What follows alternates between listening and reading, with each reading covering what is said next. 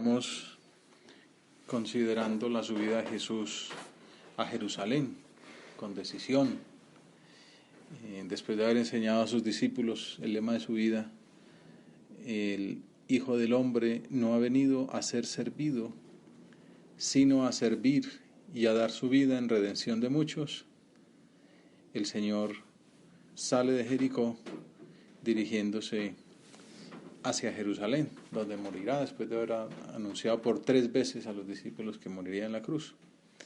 Pero después de cruzar esa ciudad intermedia, Jesús iba con sus discípulos, nosotros en nuestra oración vamos acompañándolo.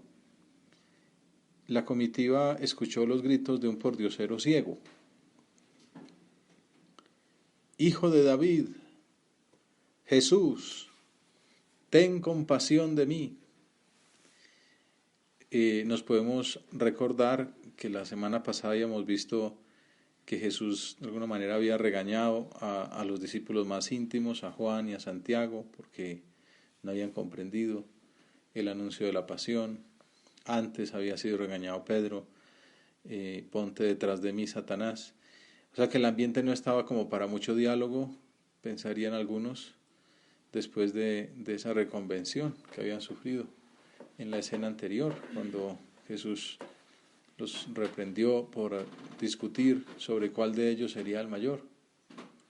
Quizá por eso fustigaron un poco al mendigo para que callara, para que no incomodara al maestro, que bastante apesadumbrado estaba ya como para cargarle con más peticiones inoportunas. Muchos lo increpaban para que se callara, dice el Evangelio. Los apóstoles querían silenciarlo, como habían hecho con los niños que alababan a Jesús en otra ocasión.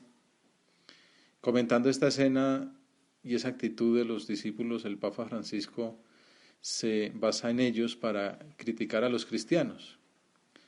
Cuando nos ufanamos de nuestra propia relación con el Señor y nos desentendemos de las necesidades de los otros, de la gente que grita buscando a Dios.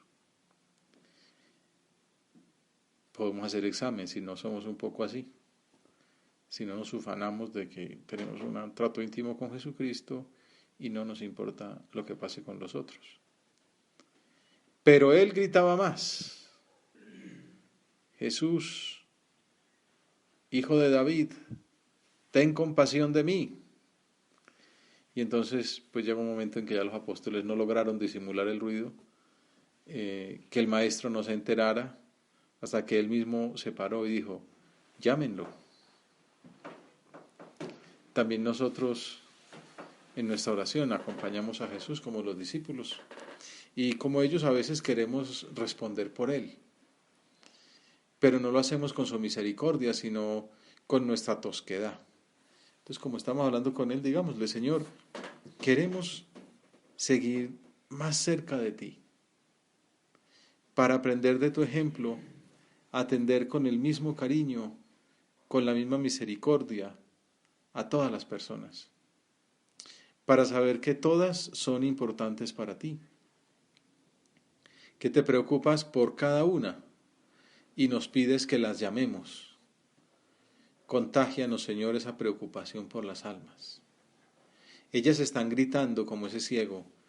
Él gritaba más. Gritaban que quieren verte. Podemos pensar, por decir algo, nuestros compañeros de trabajo, de curso, nuestros vecinos, nuestros amigos de toda la vida, están pidiendo a gritos que los acerquemos a la misericordia divina, que experimenten ese perdón de Dios en el sacramento de la confesión. Quizá no lo dicen con esas palabras, pero sabemos cuánto lo necesitan. Y nosotros, por el contrario, a veces no queremos complicarnos la vida, nos regodeamos con ese creernos mejores, porque Él nos ha dado tantos dones, nos ha tenido más misericordia.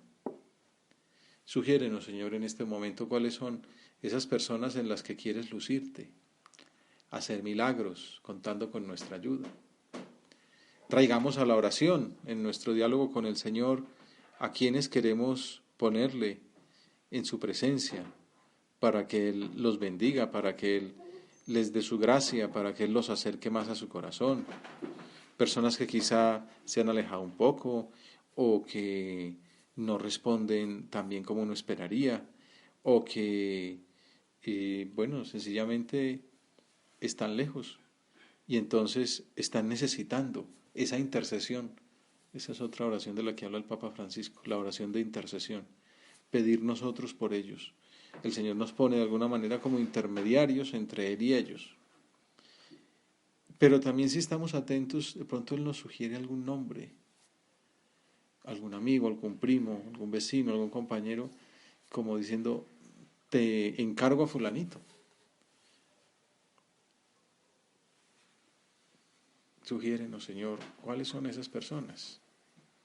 Que nos demos cuenta de que quieres necesitar de nosotros como hace 21 siglos quisiste necesitar de los apóstoles. Que te detienes y nos dices a nosotros pensando en esas personas, llámenlo, llámalos tú en mi nombre, complícate la vida y acércate a ellos.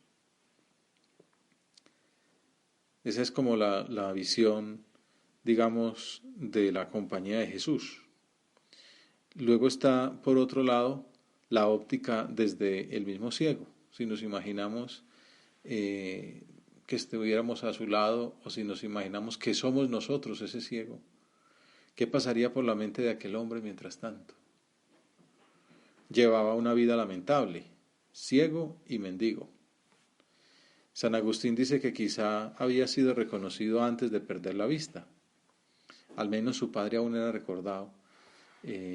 Pues le llaman Bartimeo, que esa partícula de Bar es hijo, el hijo de Timeo. Así como el Señor cuando se llama a Pedro le dice, bienaventurado eres Simón Bar Jona, el hijo de Jonás. O como alguna vez mencionamos también, cuando Pilatos pone en confrontación el Viernes Santo por la mañana a Barrabás con Jesús, está contraponiendo a un falso hijo del Padre con el verdadero hijo del Padre. ¿A quién queréis que os suelte? ¿A Abba o a Joshua? ¿Qué se dice Cristo? ¿Al hijo del Padre o al que se dice hijo del Padre? La gente elige al falso hijo del Padre. Bueno, Bartimeo quiere decir que Timeo era alguien más o menos reconocido en su momento.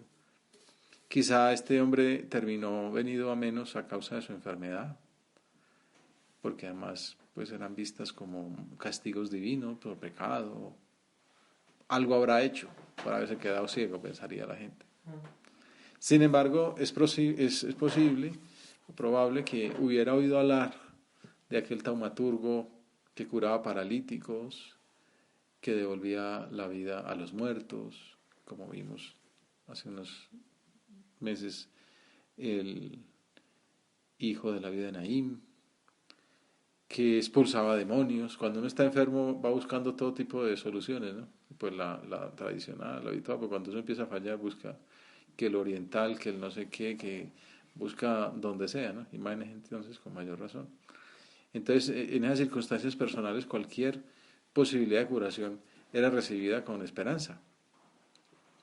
Pero además le habrían llegado ecos también de su predicación y en su interior se había convencido de que aquel personaje era sin duda alguna el Mesías esperado. Claro, los ciegos tienen también como esa vida interior más rica, ¿no? Porque están metidos dentro de sí, más reflexionan, más piensan. Por eso gritó, Hijo de David, Jesús, ten compasión de mí. Sabemos que Hijo de David es una de las acepciones mesiánicas. El ciego vio más que los otros, ya que reconoció en ese maestro al Mesías anunciado. No deja de ser muy significativo que el evangelista reporte aquí ese título cuando estamos a las puertas de los acontecimientos definitivos de la Semana Santa del primer triduo pascual. Esperaba encontrarlo el ciego en alguna fiesta litúrgica de camino a Jerusalén. Quizá intentaría buscarlo al saber que estaba en parajes cercanos, pero obviamente su limitación física se lo habría impedido, se lo habría al menos dificultado, y en su pobreza tampoco había podido conseguir un lazarillo, hasta que aquella mañana escuchó, con la finura de oído que desarrollan los ciegos, algunos ecos del paso de Jesús de Nazaret. Y entonces, en esto hay mucha gente que es experta para saber encontrarse con un personaje, pues el echar travesía. Pues si uno se va en pos de él, pues muy difícil conseguirlo. Bueno, conocemos a Zaqueo, que se trepa al sicomoro. Bartimeo lo que hace es que se va para las afueras. Estos pueblos solo tienen una salida, entonces va y lo coge a la salida del pueblo. Mientras está dentro del pueblo, está lleno de gente, entonces él va y hace fila, espera, y así le toca estar en primera fila. Recuerdo que yo hacía eso en San Pedro para ver a Juan Pablo II.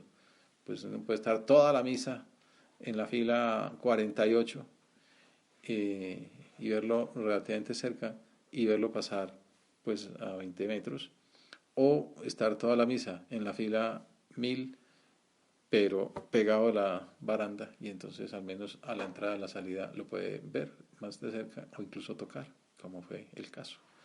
Entonces, pues esos truquitos seguramente también se los conocía de memoria el ciego Bartimeo. Y entonces decidió esperarlo en las afueras de la ciudad para garantizar un encuentro personal, sin el barullo de la gente, en un sitio que quizá conocía como un buen lugar para pedir limosna, probablemente en el giro de la carretera, para darle tiempo al caminante de compadecerse de él. Tú y yo también somos ciegos. ¿Cuántas cosas grandes que no vemos? Porque nos lo impide la ceguera de nuestro egoísmo, de nuestra vanidad, de nuestra sensualidad, de nuestra pereza. Seguramente tiene la experiencia de los carros cuando se complica la visión. Aquí es muy fácil eso por las mañanas porque se levanta uno, el carro está hecho un freezer ahí, y entonces te montas, pero está el tema pues de la diferencia de temperatura afuera y adentro. La única manera de ver es congelarse, y entonces ahí sí el vidrio más o menos se ve. O si uno quiere, bueno, estos esos problemas de la dificultad para ver bien, para ver con claridad, pero hay que ir con mucho cuidado. Bueno, a veces vamos por la vida así, o un buen aguacero, y entonces pues no termina de limpiar lo suficiente. Y entonces nuestra vida puede ser así, que no vemos bien, que vemos borroso. Bueno, también cuando pasan los años, esto nos lo contaba el padre Alejandro, que el pobre ya está más mayor, hay que tratarlo con cuidado. Y entonces ya le toca que si las gafas, que progresivas, pero que si le corrige demasiado, entonces ya no lee, ya las tiene que quitar. Bueno, son cosas que le pasan a los mayores, ¿no? Pues, pero bueno, a los mayores, estos muchachos le han perdido las gafas y también, no, dígame quién es, porque yo no veo, como estoy sin gafas, no veo quién es. Bueno, así pasa en el alma también, y ahí sí no depende de la edad, porque tenemos cosas que nos quitan agudeza visual o que nos interrumpen el observar con detenimiento, con detalle, que son esos nuestros pecados. Nos tapa los ojos del alma el tener la mirada puesta en lo de abajo, en nuestros proyectos, en nuestra fama, incluso en nuestros fracasos, en nuestras miserias, que quizá a veces nos humillan más porque no somos tan perfectos como quisiéramos, que por la ofensa de Dios. Chesterton, que decía, el optimista te mira a los ojos, el pesimista te mira a los pies, ¿no? Como que no levanta la mirada. Y a veces somos así, muy cegatones, ¿no? Lo peor es que no nos damos cuenta. Creemos que vamos bien, que no necesitamos ninguna ayuda.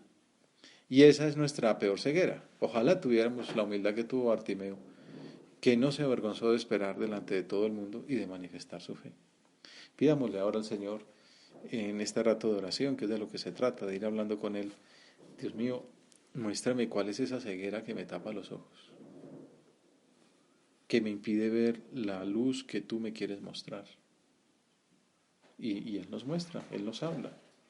Si es la falta de penitencia, si es la falta de oración, si es el estar encerrado en uno mismo y en sus problemas, si es la falta de serenidad, de profundizar, de darle importancia a lo que toca, peso, ¿no? Amor a lo importante y saber relativizar lo urgente, lo llamativo. Mirar a ver, Señor, ¿qué me enceguece a mí? ¿Cuánto cuesta conocerse a sí mismo? Supliquémosle esos dones del Espíritu Santo, su luz, para llamar las cosas por su nombre, para decir que esto es pecado, que esto es virtud, que esto es defecto, que esto es pereza, que esto es comodidad, que esto es egoísmo, para ir a la raíz de nuestros defectos y poder luchar en los puntos donde Él desea que nos esforcemos, que nos enfoquemos. En el caso de Bartimeo, como en casi todos los milagros, la virtud central de la escena es la fe. Esa virtud teologal tan importante que fue la primera virtud que afrontó Francisco en sus encíclicas, porque en realidad lo había heredado de Benedicto, que había hecho una encíclica sobre el amor, en primer lugar, al inicio de su pontificado. Luego la complementó con la esperanza y la de la fe ya se le quedó en el borrador cuando renunció. Pero antes de renunciar, la última etapa de sus audiencias de los miércoles fue precisamente sobre la virtud teologal de la fe. Y decía que se trata del encuentro no con una idea o con un proyecto de vida. La fe es un encuentro con una persona viva que nos transforma en profundidad a nosotros mismos, revelándonos nuestra verdadera identidad de hijos de Dios. Acaba de salir el documento del sínodo y bueno, es un llamado a que la Iglesia renueve su dinámica pastoral, ¿no? Con los jóvenes, a que los escuche más, a que les brinde oportunidades de aislamiento, de retiro, de discernimiento, de escuchar más cerca a Dios. Una actividad como esta de alguna manera lo logra, pero también hace falta esas convivencias o encuentros también en los que se haga labor social para encontrar a Cristo allí en los necesitados, para que sean los jóvenes los mismos apóstoles los que anuncien al Señor a sus amigos. Pero hace falta esta labor de discernimiento. Ese es uno de los pasajes del título del Sínodo de los Jóvenes, ¿no? La fe y el discernimiento. Jóvenes, fe y discernimiento vocacional. Bueno, pues estamos ahí centrados. No sabemos qué tan viejo era Bartimeo, pero podía ser, lo mejor es imaginárselo de la propia edad. Si tuviéramos a nuestra edad la ceguera y nos encontráramos con Jesús, darnos cuenta que ese encuentro no es con una ideología o con un proyecto, sino con una persona viva, con Jesucristo, que nos transforma en profundidad a nosotros mismos, revelándonos nuestra verdadera identidad de hijos de Dios. La identidad es uno de esos temas importantes de siempre, ¿no? ¿Quién soy yo? ¿Para qué nací? ¿De dónde vengo? ¿Para dónde voy? Hay mucha gente que estas preguntas que parecen tan lógicas, pues no las tienen resueltas. Pues, por ejemplo, había un muchacho que andaba así, con unas tradiciones familiares muy fuertes, religiosas, a las cuales rechazó, se rebeló, típico así como de la adolescencia, ¿no? De desconfía de lo de tus padres y de lo de tus profesores y vete a buscar por tu propia cuenta la verdad. Entonces lo que hizo fue buscando maestros por todo el mundo, entonces conocido, las mejores escuelas y bueno, pues iba encontrando luces, pistas interesantes, pero no le terminaban de satisfacer y seguía buscando y pensando. Bueno, también buscaba en la amistad, en el placer, en las parrandas, por ahí terminó teniendo un muchachito por ahí de alguna manera mal a vida, pues digo, por fuera del matrimonio, tal, fruto de sus aventuras. Y hasta que un día, en una de esas ciudades, bueno, terminó por Milán, imagínense, este era un hombre, un africano, ya cruzado el Mediterráneo, ya recorrido toda Italia. Entonces estaba en Milán y pues pasa por las grandes escuelas ahí de Roma, de Nápoles. Entonces a Milán, que ya es bien a Europa adentro, yo no sé por qué, un domingo pasó por el Domo de Milán, ¿no? Una iglesia bellísima ahí, y entonces entró a misa. No sé si por la gente o por curiosidad o bueno, por ver esas obras tan hermosas que caracterizan aquella basílica, y está hablando el obispo. que era un personaje de mucha categoría, nada más y nada menos que San Ambrosio de Milán. Y aquellas palabras, pues en parte pues, por la santidad de San Ambrosio, pero fundamentalmente por el peso de las palabras del Evangelio, le hicieron a aquel hombre replantearse su vida y dar un vuelco. Se encontró con una persona viva que lo transformó en profundidad y le reveló su verdadera identidad de hijos de Dios. Como ustedes bien saben, estoy hablando de Agustín, que después fue obispo, y padre y doctor de la iglesia, ¿no? Todo comenzó con un pasar por una iglesia, ¿no? Y por escuchar la palabra que le decía el sacerdote en la misa dominical. Es lo que le sucedió. Bueno, Agustín dice, es que estaba ciego. Agustín también es el que decía que estaba comentando antes esta imagen. Decía, claro, yo te estaba buscando fuera de mí, por toda Europa, y tú estabas dentro de mí. Y escribir aquel libro tan hermoso, Las Confesiones, que comienza así: nos creaste, Señor, para ti, y nuestro corazón no descansa hasta que se encuentra en ti. Bueno, eso es típico del joven, ¿no? Un joven que busca, un corazón inquieto, le dice él que era lo que le pasaba. Bueno, somos así, inquietos y buscamos. Y la fe es la que nos ayuda a encontrar esa persona y a dejarnos cambiar por ella, a dejarnos iluminar sobre esa verdad más clara que es que somos hijos de Dios. Y esto es lo que le sucedió a Bartimeo a las afueras de Jericó. Tal vez alguien le avisaría al momento de salir por la puerta de aquel poblado, y justo en ese momento él habría empezado a clamar, a decir a gritos, como decíamos al comienzo, así se juntan las dos escenas: Jesús, hijo de David, ten compasión de mí. ¿Se acuerdan? Bueno, pues él esperaba que al reconocer el mesianismo de Jesús, el decirle hijo de David, sería bien tratado por sus discípulos. Es lo menos que puede hacer un apóstol, agradecer las alabanzas de su maestro. Quizá entonces, planeaba el ciego, uno de aquellos hombres se le acercaría para llevarlo ante la presencia del maestro, y así parecía que comenzó a suceder. Nada más terminar sus gritos, sintió la cercanía de varios discípulos. Judas podía haber sido uno de ellos, y experimentaría la felicidad de pensar que todo salía según sus planes, a pedir de boca. Sin embargo, no fue así, como hemos visto, sino todo lo contrario. Muchos le reprendían para que se callara, dice el Evangelio. Pero él ya tenía bastante experiencia con ese tipo de reproches. Y en esta circunstancia confiaba en que había mucho en juego: estar cerca del Mesías, del Hijo de David, poderlo tocar, escucharlo, hablarle. Para ello es muy importante tocar, ¿no? Porque ya que no ven. Y ¿por qué no? Pedirle cara a cara el milagro de la curación, recobrar la vista, viéndolo de frente a él. Que lo primero que viera al recuperar la visión fuera al Hijo de Dios. Por eso él gritaba más: Hijo de David, ten compasión de mí. De repente escuchó que la multitud se callaba. Sintió que era el centro de atención. Y una persona que llevaba un traje amplio podía escuchar cómo el viento desplegaba su manto. Se dirigió a él con voz potente: Ánimo, levántate, que te llama.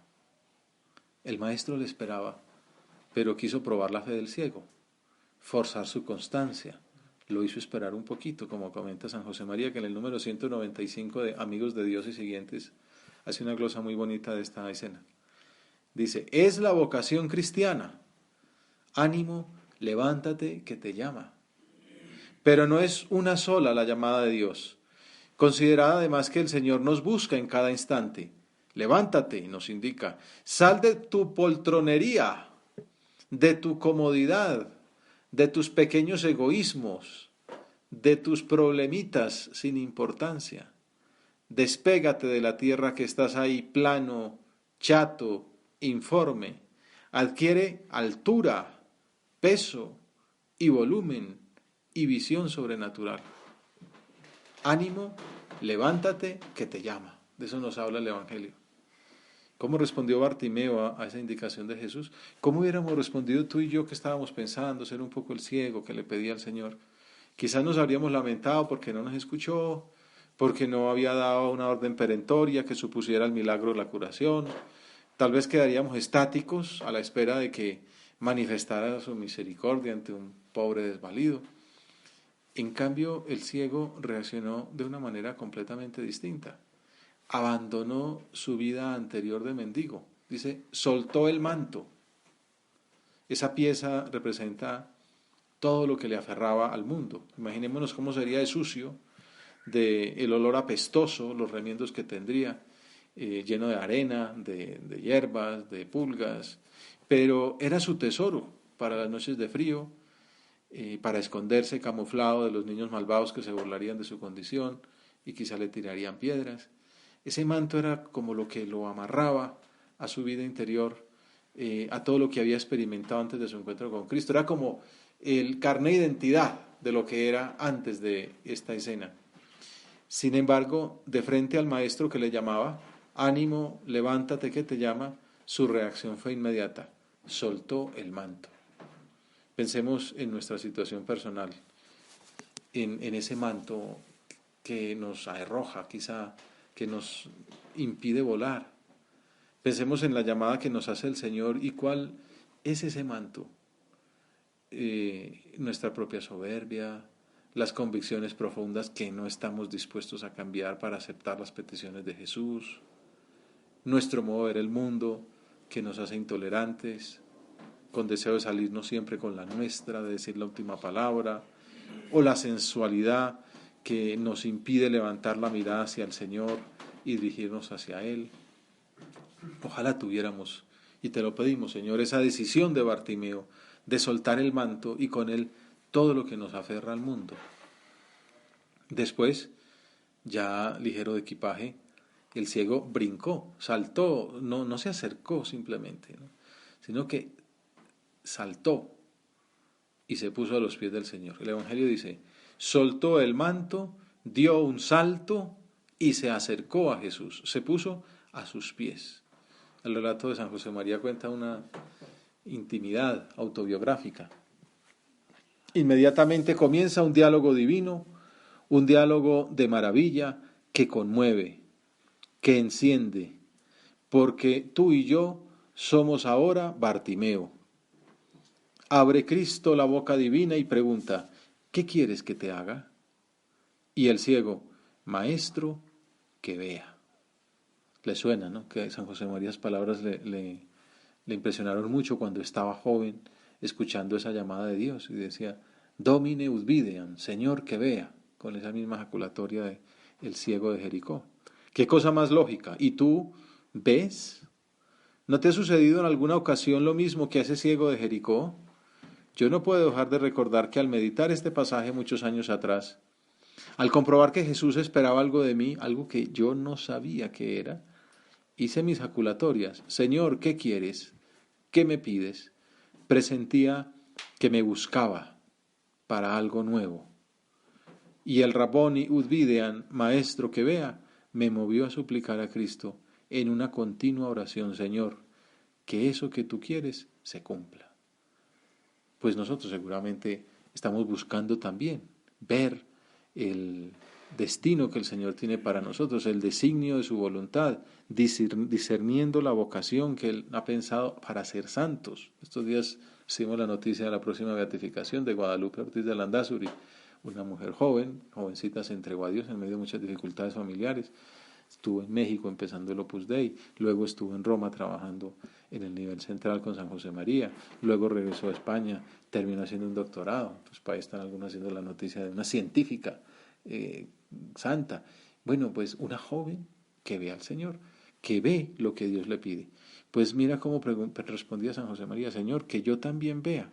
Y esa otra, que eso que tú quieres se cumpla. El prelado de la obra insiste mucho en pedirle al Señor luces para ver, Señor que vea, y fuerza, ¿no? Luces en la inteligencia para ver, y fuerza en la voluntad para cumplir aquello que vemos. Señor que vea, qué buena ejaculatoria. Una petición simple, pero que a tantas almas les ha servido para discernir cuál es la voluntad de Dios sobre la propia vocación. Yo recuerdo que a mí también me la recomendaron en su momento cuando empecé a buscar a ver qué era lo que el Señor me pedía. Señor que vea. Oración que debe ir unida al deseo de cumplirla. Señor, que eso que tú quieres se cumpla. Jesús le dijo, anda, tu fe te ha salvado. y al momento recobró la vista y le seguía por el camino. El ex ciego no se quedó regodeándose de su nueva situación, ni volvió a casa para compartir con sus parientes la buena nueva. Manifestó su gratitud acompañando al Señor. La escena comenzaba con Bartimeo sentado al borde del camino, pidiendo limosna. Después del encuentro con Jesús concluye, y lo seguía por el camino. Es la manifestación práctica de las palabras del Señor. Tu fe te ha salvado. Lo cual implica mucho más que recibir la luz para los ojos. Es hacerse capaz de emprender una vida nueva, siguiendo de cerca al Señor. Luz para ver y fuerza para seguir al Señor por el camino. Seguirle en el camino, concluye San José María. Tú has conocido lo que el Señor te proponía y has decidido acompañarle en el camino. Tú intentas pisar sobre sus pisadas, vestirte de la vestidura de Cristo, ser el mismo Cristo. Pues tu fe en esa luz que el Señor te va dando, ha de ser operativa y sacrificada. No te hagas ilusiones. No pienses en descubrir modos nuevos. La fe que Él nos reclama es así. Hemos de andar a su ritmo con obras llenas de generosidad, arrancando y soltando lo que estorba. A la Virgen Santísima le pedimos que interceda ante el Señor para que nos aumente la fe y la esperanza, y le pidamos ver su voluntad para que dejemos los mantos que nos aferran a nuestros caprichos, demos un salto hacia Jesús y lo sigamos por el camino, tomando nuestra cruz de cada día.